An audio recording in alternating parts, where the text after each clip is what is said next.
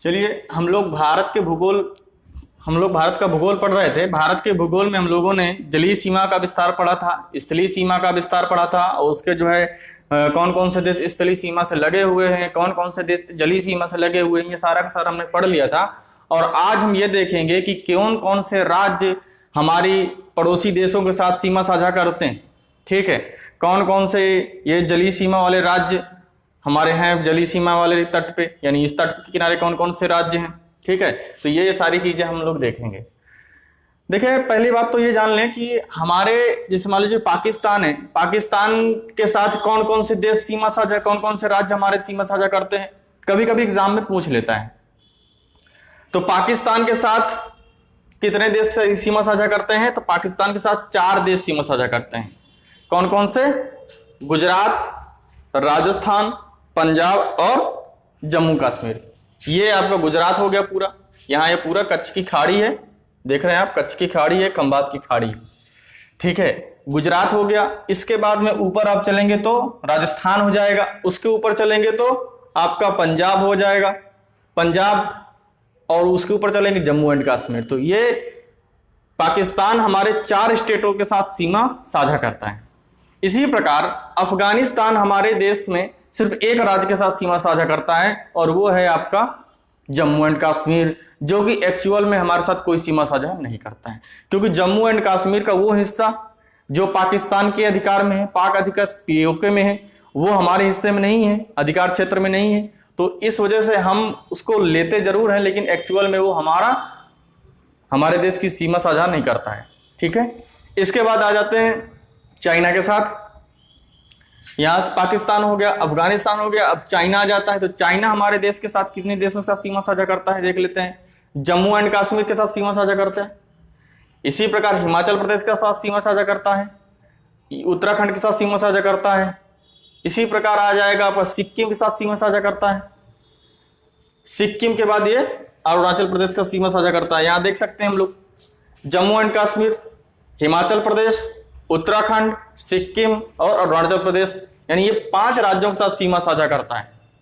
ठीक है, अभी हमने शायद कल के वीडियो में भी बताया था कि कौन सा जगह है, जो तवांग नाम की एक जगह है अरुणाचल प्रदेश में, जहां पर चीन दावा करता है कि यह क्षेत्र चीन का है। दरअसल उसमें क्या है कि वहां पे बौद्धिस्टों का बहुत ज्यादा मंदिर और मठ उनके जो है बने हुए हैं।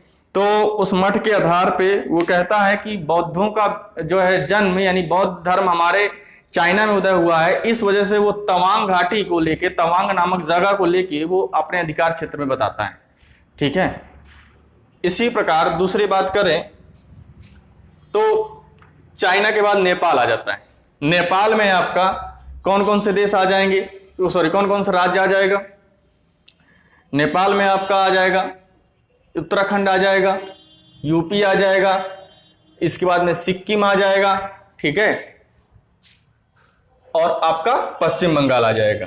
ठीक है, नेपाल के साथ आपका यूपी, बिहार और सिक्किम और पश्चिम बंगाल, ये 4 स्टेट आपके ये नेपाल के साथ सीमा साझा करते हैं। इसके बाद में भूटान के साथ कौन कौन से राज्य सीमा साझा करते हैं, तो भूटान के साथ सिक्किम साझा करता है। इसके बाद में अरुणाचल प्रदेश सीमा साझा करता है, पश्चिम बंगाल भी सीमा साझा करता है। दरअसल पश्चिम बंगाल आपका यहां से पूरा है, और एक अभी में 1 मिनट हम दिखा दे रहे हैं पश्चिम बंगाल कहां से कहां तक है, क्योंकि दिक्कत होती है थोड़ा समझने में। ये अगर आपको दिख रहा हो ये चीज, 1 मिनट,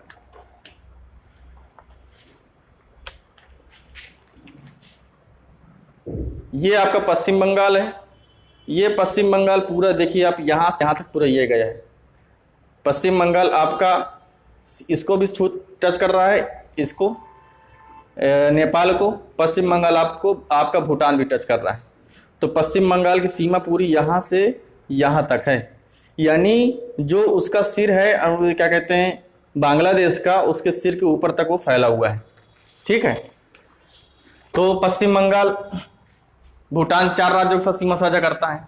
इसी प्रकार बांग्लादेश आ जाता है। बांग्लादेश भारत के 5 राज्यों के साथ सीमा साझा करता है। तो अभी हमने बताया पहला तो वही हो जाएगा, कौन सा, पश्चिम बंगाल, क्योंकि पश्चिम बंगाल यहां तक फैला है। इसके ऊपर ये आसाम हो जाता है। ठीक है। असम, ये पूरा असम फैला हुआ है ना, असम। यहाँ मैप में देखना चाहे तो आप मैप में देख सकते हैं। ये देखिए, ये आपका बांग्लादेश है, बांग्लादेश से ये आपका पश्चिम बंगाल, ये आपका पूरा कौन सा है, असम। यहाँ से ये छोटी सीमा साझा करता है, यहाँ पे हल्का सा है, ज़्यादा नहीं, छोटी सीमा साझा करता है। इसके बाद में असम हो गया, ये आपका पूरा मेघालय हो गया, मेघालय बाद ये आपका पूरा त्रिपुरा होगा, ये आपका मिजोरम हो गया। तो कितने स्टेट के साथ सीमा साझा करता है, 5 स्टेट से, यानी 5 राज्यों के साथ सीमा साझा करता है कौन, बांग्लादेश। ठीक है। तो ये कभी कभी एग्जाम में पूछ लेता है कि बांग्लादेश निम्नलिखित में से किस राज्य के साथ सीमा साझा नहीं करता है, या सीमा साझा करता है, तो आपको यह चीज मालूम होगी तो आप उसमें कर पाओगे। भूटान का भी ऐसे आप पूछ सकता है, ऐसे याद रखने का। ठीक है। इसके आगे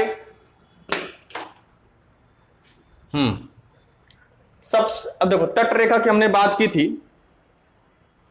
कि तट रेखा कहां से कहां तक है। तट रेखा आपकी यहां से पश्चिम बंगाल, गुजरात के इस स्थान से लेकर के आपका पश्चिम बंगाल तक पूरा फैला हुआ है, यानी गुजरात से लेकर पूरा पश्चिम बंगाल तक जितने भी राज्य आपके बसे हुए किनारे, वो सारे तट रेखा वाले राज्य कहलाएंगे।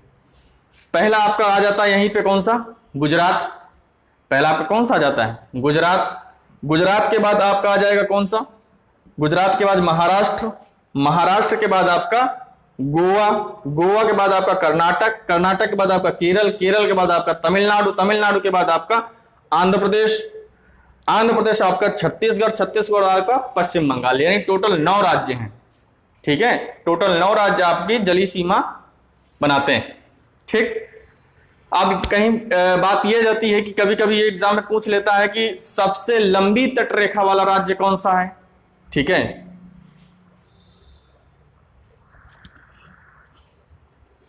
तो सबसे लंबी तट रेखा वाला राज्य आपका गुजरात हो जाता है। देख रहे हैं आप, ये पूरा ऐसे नहीं है कि यहीं से कट गया हो, ये पूरा ऐसे जाता है फिर ऐसे आता है। अगर आप इसको पकड़ के ऐसे खोलेंगे तो बहुत बड़ा एरिया कवर करेगा, लंबाई की दृष्टि से बहुत बड़ा लंबा हो जाएगा। आप इसको यहीं से यहाँ से पकड़ के ऐसे खोल दीजिए तो बहुत ही लंबाई हो जाएगी। तो सबसे लंबी तटरेखा वाला राज्य कौन सा हो जाएगा, गुजरात। गुजरात के बाद फिर आपका पूरा आंध्र प्रदेश। इसमें मैप में हम दिखा दे रहे हैं आपको,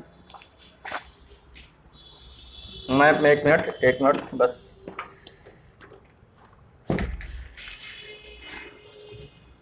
ये आपका गुजरात, ये आपका पूरा गुजरात। ठीक है, हमने क्या कहा, हमने कहा तट रेखा की लंबाई, तट रेखा आपकी यहां से फैली हुई पूरी, ठीक है, यहां तक। इसके बाद में देख रहे हैं आप आंध्र प्रदेश कहां से कहा था कि ये यहां से स्टार्ट हुआ आंध्र प्रदेश और पूरा यहां तक गया हुआ है। नहीं समझ में आ रहा है, यहां से स्टार्ट हुआ है और यहां तक आंध्र प्रदेश गया हुआ है। ठीक है, तेलंगाना उसके अंदर आ जाता है, तेलंगाना पूरा कवर है, कई राज्यों से क्षेत्र मतलब उसके अंतर्गत आ जाता है। इसके बाद तमिलनाडु। तो बस हमसे यही कभी कभी पूछ लेता है कि भारत का सबसे लंबी तटरेखा वाला राज्य कौन सा है, तो हम लोग लगा सकते हैं कौन सा, गुजरात। ठीक है। अब हम थोड़ा सा बात कर लेते हैं कि हमने कल एरिया बताया था कि जब वीडियो स्टार्ट किए थे तो उसके पहले हमने बताया था भारत का क्षेत्रफल कौन सा है और भारत का क्षेत्रफल में कौन सा स्थान है, ये हमने बताया था। उसमें 2 जगह, एक जगह डिस्प्यूट है, उसमें आप चेक करेंगे विकिपीडिया में, तो उसमें जैसे हमने उस दिन बताया था कि पहले नंबर पे आपका रूस है, फिर कनाडा है, फिर हमने चीन लिखाया था, फिर अमेरिका लिखाया था, फिर ब्राजील लिखाया था, फिर ऑस्ट्रेलिया लिखाया था, फिर भारत लिखाया था, फिर अर्जेंटीना, फिर कजाकिस्तान, ऐसे करके हमने बताया था।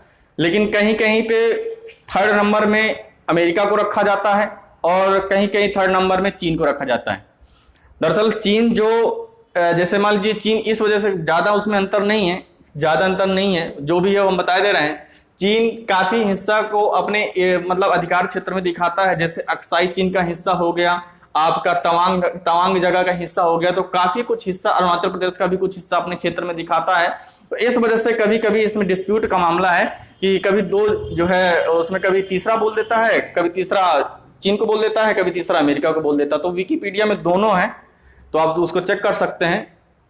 ठीक है, हाँ, तो इस वजह से वो जो है वो हुआ था। ठीक, इसके बाद में हम बात करते हैं एरिया वाइज, हम बात कर रहे थे, तो अब थोड़ा सा हम एरिया वाइज जान लेते हैं कि भारत में, भाई एरिया वाइज की बात हुई तो हमने बताया था कि पूरा का पूरा एरिया जो है 2.7%, 2.47%, ठीक है, पूरा एरिया पूरे भूखंड का 2.47% भारत के पास है। ठीक है, अब अगर इसके भारत के अंदर की बात की जाए तो भारत में कितने राज्य हमने बताए थे, 28 राज्य बताए थे और 8 केंद्र शासित प्रदेश बताए थे। वो सारा का सारा आप अगर देखना चाहें तो पिछले वाले वीडियो में आप देख सकते हैं। ठीक है, 28 राज्यों में से सबसे बड़ा राज्य क्षेत्रफल में कौन सा है, सबसे बड़ा राज्य जनसंख्या में कौन सा, जनसंख्या में तो सबको मालूम होगा, क्षेत्रफल भी हमारे हिसाब से सबको मालूम ही होगा। क्षेत्रफल में सबसे बड़ा राज्य आपका गुजरात आ जाता है। एक मिनट, ठीक है, तो गुजरात तक ये सब ये हमने बता दिया। अब इसके बाद में एरिया की बात कर रहे थे, तो एरिया में सबसे बड़ा एरिया किसका है, आपका राजस्थान का है। राजस्थान का देखिए दरअसल एरिया तो बहुत ज़्यादा है, लेकिन वो कृषि की दृष्टि से ज़्यादा महत्वपूर्ण नहीं है, कुछ यही पार्ट उसका कृषि के लिए योग्य है, बाकी तो सब डेजर्ट है, वहाँ पे रेगिस्तान है। तो इस वजह से सबसे बड़ा एरिया आपका राजस्थान का हो जाता है। अब आ जाती है बात सबसे छोटा राज्य कौन सा है, सबसे छोटा क्षेत्रफल की दृष्टि से राज्य कौन सा है, तो आपका गोवा आ जाता है। सबसे छोटा क्षेत्रफल की दृष्टि से कौन सा राज्य है, आपका गोवा आ जाता है। गोवा की एक कहानी भी है कि जब भारत आज़ाद हुआ था 1947 में, तो उसके बाद में पुर्तगालियों से अनुरोध किया गया था कि आप जो है जितने भी पुर्तगाली जो भी यहाँ पे जगह है, बस्तियां हैं, वो सारी सारी भारत के अधीन कर दे। लेकिन पुर्तगालियों ने कहा कि हम अपनी संप्रभुता बनाए रखेंगे, हम उसको अपना छोड़ेंगे नहीं। तो इसी प्रकार 1961 में, शायद 1961 में भारतीय सेना द्वारा उनके ऊपर अभियान चलाया गया था और वो 1961 में पूर्णतः आज़ाद हो गया था।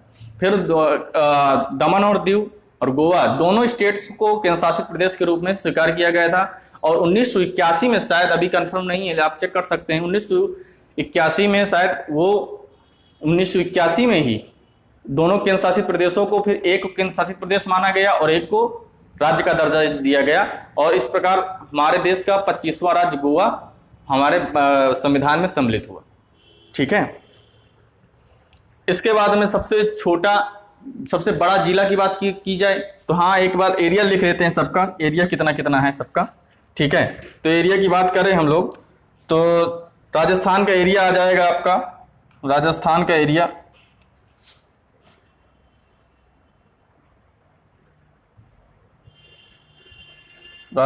एरिया तो चलिए हमको नहीं मालूम है, लेकिन हम इसका एरिया बता दे रहे हैं। गोवा का एरिया है 3702 किलोमीटर, गोवा का क्षेत्रफल है 3702 किलोमीटर। एक मिनट, इसको मिटा दें।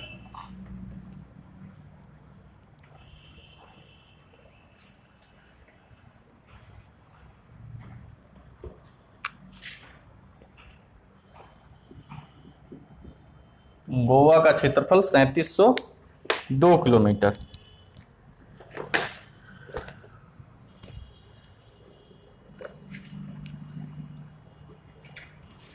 गोवा का क्षेत्रफल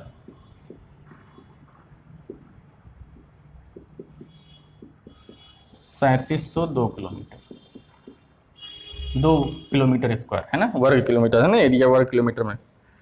राजस्थान का है आपका,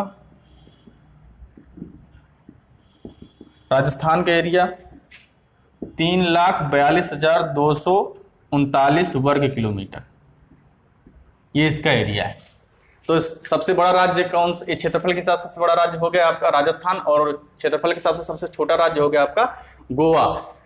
इसी प्रकार अब जिलों की बात कर लें, केंद्र शासित प्रदेश की पहले बात कर लें, तो केंद्र शासित प्रदेश में सबसे बड़ा केंद्र शासित प्रदेश एरिया वाइज आपका अंडमान निकोबार द्वीप समूह आ जाता है।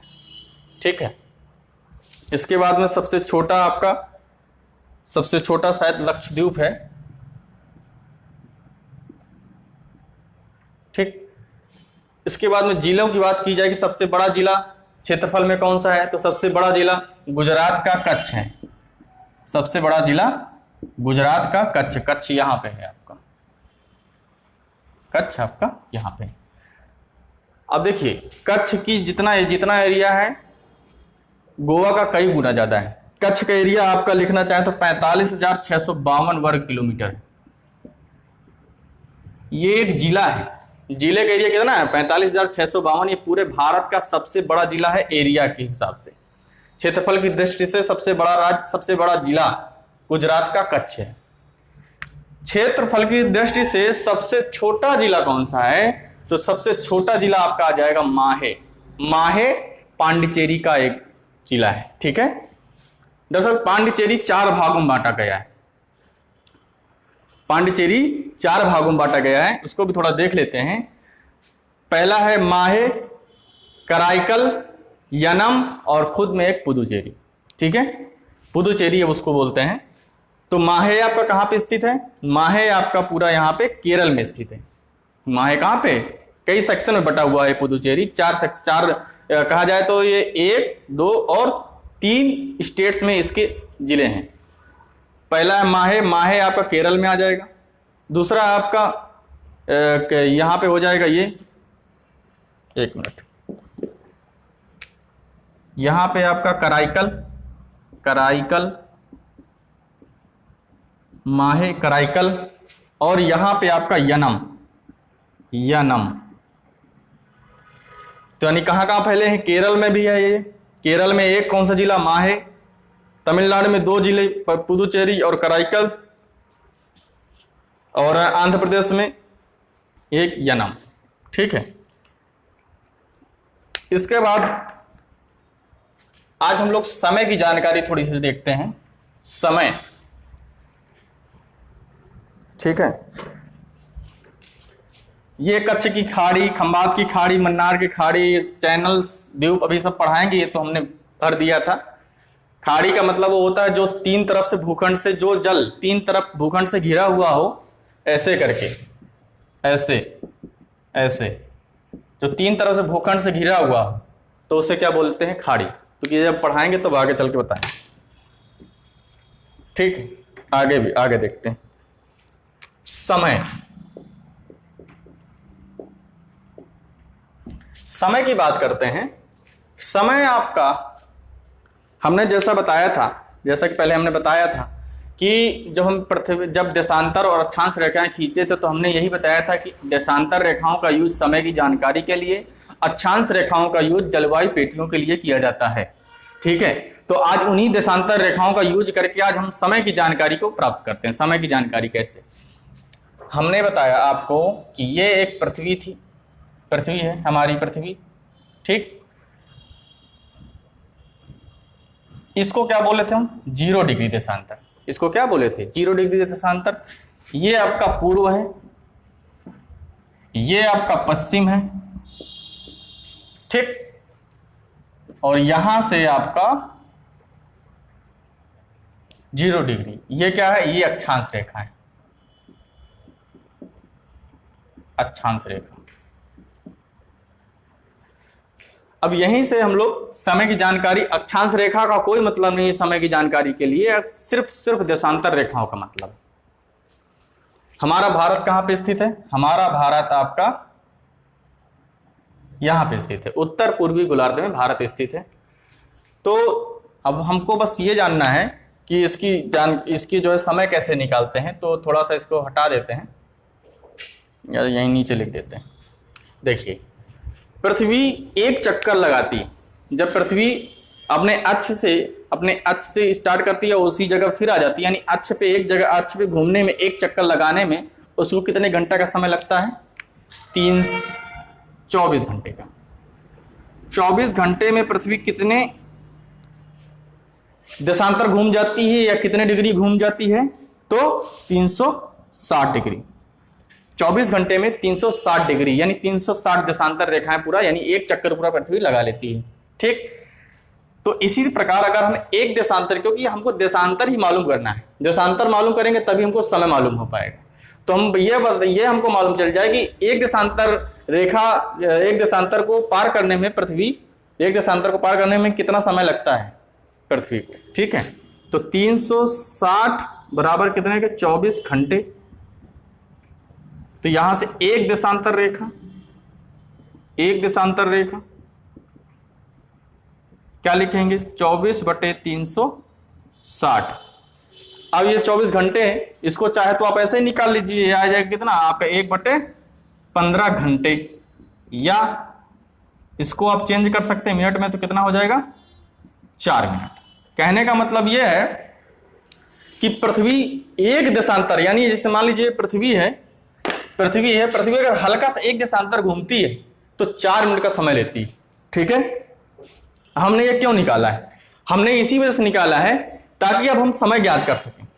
ठीक है, अब जैसे मान लीजिए भारत है, तो भारत में भी ये देशांतर रेखाएं होकर गुजरी होंगी, यहां से स्टार्ट हुई होंगी, बहुत सारी देशांतर रेखाएं भारत से होकर गुजरी होंगी। ठीक है, तो अब देखते हैं भारत से कितनी देशांतर रेखाएं गुजरी हैं। तो आपको हमने भी लिखाया था देशांतर रेखाएं लिखाया था हमने 68 डिग्री 7 मिनट से यहां से स्टार्ट होती हैं गुजरात से, और 97 डिग्री 25 मिनट तक। तो यहां से अगर आप लगभग निकालेंगे तो 30 देशांतरों का विस्तार हमारे भारत में है। कितने देशांतर फैले हैं? 30 देशांतर। यानी अगर यहां से स्टार्ट करते हैं, यहां से आपका इस जगह से बिल्कुल पॉइंट से यहां से 68 डिग्री 7 मिनट, और यहां पे आपका जहां पे खत्म होता है, यहां पे आपका 97 डिग्री 25 मिनट, ये चीज। ठीक है, 68 डिग्री 7 मिनट से लेके 97 डिग्री 25 मिनट तक भारत का देशांतरी विस्तार है। अब इसमें हमको ये देखना है कि भारत में कितनी देशांतर रेखाएं हैं, तो सीधी सी बात है 97 से में इसको हटा देते हैं तो लगभग कितनी देशांतर रेखाएं आ जाती हैं? देशांतर रेखाएं आपकी 30 आ जाती हैं। इसको मिटा देते हैं, जब उपयोग होगा तो फिर से बना लिया जाएगा।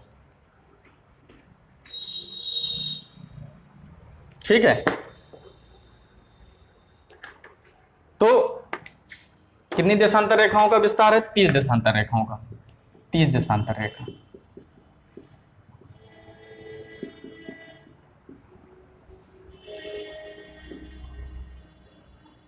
ठीक है, 30 देशांतर रेखाओं का। तो एक देशांतर रेखा घूमने में, एक देशांतर रेखा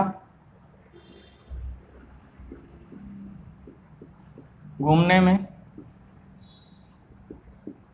पृथ्वी द्वारा लिया गया समय, यानी 1 डिग्री देशांतर घूमने में कितना समय लेती है? 4 मिनट का। तो 30 देशांतर घूमने में कितना समय लेगी? तो 30 चौको 120 मिनट। ठीक है, 120 मिनट। इसको भी यहीं पर रोक दो आप, इसको हम यहीं पर रोक देते हैं। अब हम ये समझते हैं कि हमारा मानक समय रेखा हर देश का होता है। कई कई देश ऐसे होते हैं जो एक मानक समय रेखा ना रख करके कई मानक रेखा रखते हैं, और कुछ लोगों का मानना है कि एरिया वाइज जो है मानक समय रेखा रखी जाती है, लेकिन ऐसा नहीं है। आप देखेंगे, आप चेक करेंगे कि फ्रांस में मानक समय रेखा आपका लगभग 15 मानक समय रेखा गुजरती है वहां से। अब बात की जाए चीन की, चीन तो एरिया में फ्रांस से कई गुना ज्यादा बड़ा है, लेकिन वहां पर एक ही मानक समय रेखा है। ठीक है, हाँ, रसिया में है आपका 11 मानक समय रेखा, कनाडा में है शायद आपका 6, हाँ कनाडा में 6 है या अमेरिका में 6 है, आप चेक कर सकते हैं, कनाडा या अमेरिका में 6 है लगभग। ठीक है, ऑस्ट्रेलिया जैसे देश में 3 मानक समय रेखाएं हैं। तो हमें मानक समय रेखा तो होनी चाहिए, क्योंकि हम मानक समय रेखा का मतलब ये होता है उसी रेखा के आधार पे, यानी वही देशांतर रेखा के आधार पे हम पूरे देश का समय जान पाएंगे, पूरे देश में कौन सा समय है वो हम समझ पाएंगे। ठीक है, तो मानक समय रेखा तो हमारे 68 डिग्री 7 मिनट और 97 डिग्री 25 मिनट के जो बीचों बीच देशांतर रेखा गुजरी होगी उसे ही हम भारत का मानक समय रेखा मानेंगे। मानक समय रेखा आपका 82.5 डिग्री है, इसके और इसके, यानी 68 डिग्री 7 मिनट से 97 डिग्री 25 मिनट के जो बीचों बीच रेखा है वो कितनी है? 82.5 डिग्री। अब हमारे पास 82.5 डिग्री है। ठीक, अब हमसे कभी कभी पूछ लेता है कि 82.5 डिग्री तो है, लेकिन वो कहां से गुजरी है? तो हम बोल देते हैं कि इलाहाबाद के नैनी से वो गुजरी हुई है। कई जगह पे बोलते हैं, कई किताबों में भी लिखा है इलाहाबाद के नैनी से भी है, इलाहाबाद के मिर्जापुर से भी है। ठीक है, कंफ्यूज मत होइएगा। तो ये दोनों चीज, अब ये मानक समय रेखा किन किन स्टेट से गुजरती है, ये भी क्वेश्चन पूछ लेता है। तो इसमें सीधी सी बात है, आपका पहले उत्तर प्रदेश हो जाएगा। लाइए हम मैप दिखा देते हैं आपको, इसी वजह से आज मैप रखे हैं। पहला आपका उत्तर प्रदेश हो जाएगा, देखिए यहां पे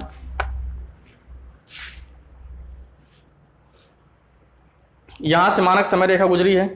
पहला आपका उत्तर प्रदेश हो जाएगा, दूसरा आपका उत्तर प्रदेश की यहां से एमपी हो जाएगा, एमपी के बाद छत्तीसगढ़ हो जाएगा, छत्तीसगढ़ के बाद उड़ीसा हो जाएगा, उड़ीसा के बाद आपका आंध्र प्रदेश हो जाएगा। ठीक है, तो ये मानक समय रेखा 5 राज्यों से होकर गुजरी है। ठीक, इसको थोड़ा सा लिख देते हैं कौन कौन सा राज्य है। पहला आपका उत्तर प्रदेश, दूसरा आपका मध्य प्रदेश, एमपी। ठीक है,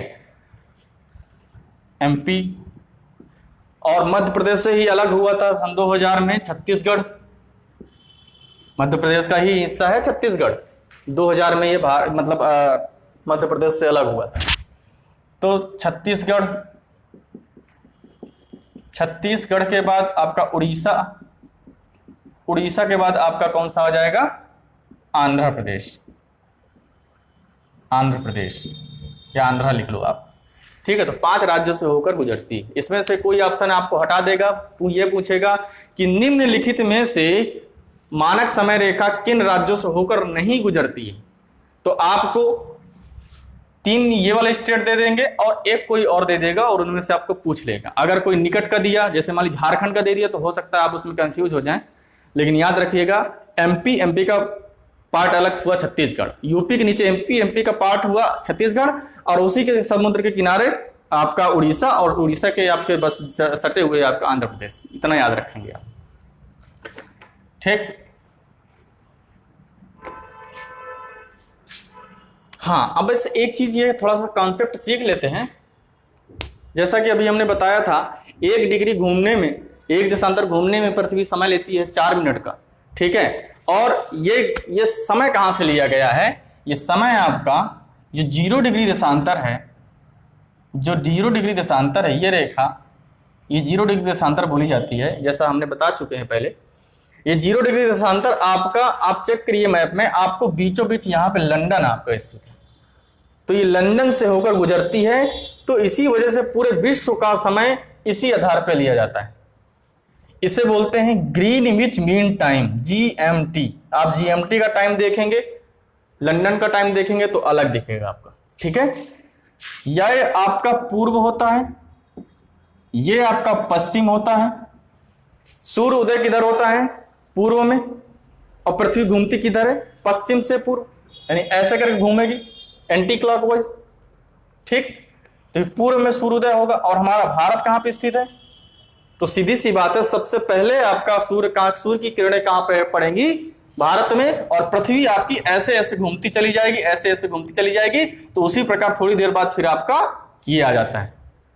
ठीक है, तो ये हो गया। अब यहाँ पे आप देखेंगे तो यहां तक रूस फैला हुआ है। दरअसल ये पूरा ये जो है यहाँ पे कुछ मरुस्थली है, शीत मरुस्थल है, यहाँ पे कोई जनसंख्या ज्यादा नहीं रहती है। तो यहाँ पे एक देश है, सबसे भाई यहाँ पे जनसंख्या नहीं रहती, तो इसका कोई ज्यादा मतलब रहा नहीं। तो यहाँ पे इसके पूर्व में, यानी भारत के पूर्व में एक देश है जापान। इस जापान में सबसे पहले सूर्य की किरणें पड़ती हैं, तो इस वजह से जापान को सूर्योदय का देश भी कहा जाता है। ठीक है, जापान। इसके बाद में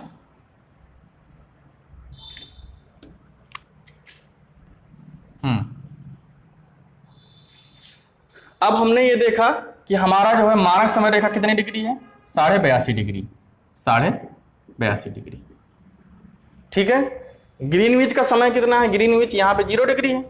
तो अगर हम बात करें कि हमारे मानक समय रेखा, यानी ये जो मानक समय रेखा कितने घंटा हमारे भारत का समय ग्रीनविच के समय से कितने घंटा आगे चलता है, तो हमें सबको मालूम है। अभी हम देखिए निकालते हैं, आप बताइए कि 82.5 डिग्री जो लिखा था हमने, अभी जो लिखा है, हमें जानते हैं कि 1 देशांतर घूमने में 4 मिनट का समय लगता है। तो 82.5 डिग्री जब देशांतर घूमेगी पृथ्वी हमारी, तो कितना समय ले लेगी? आप 4 दूनी 8, 4 8 32। ठीक है, गलत हो गया क्या?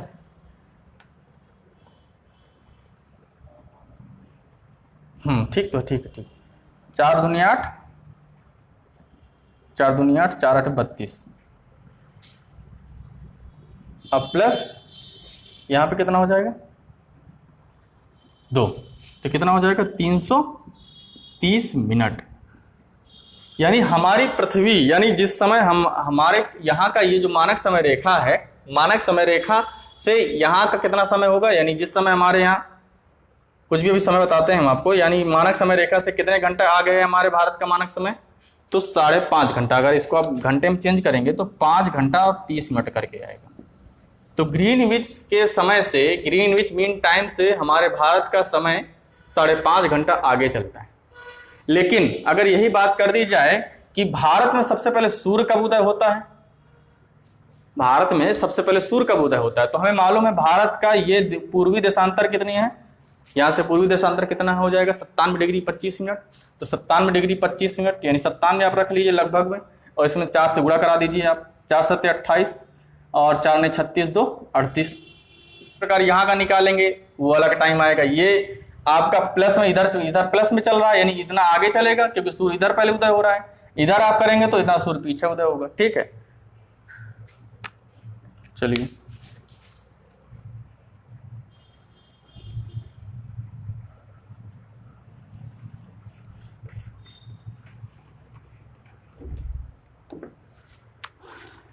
बस यही था 82.5 डिग्री। तो हम लिख सकते हैं भारत का मानक समय रेखा, भारत का मानक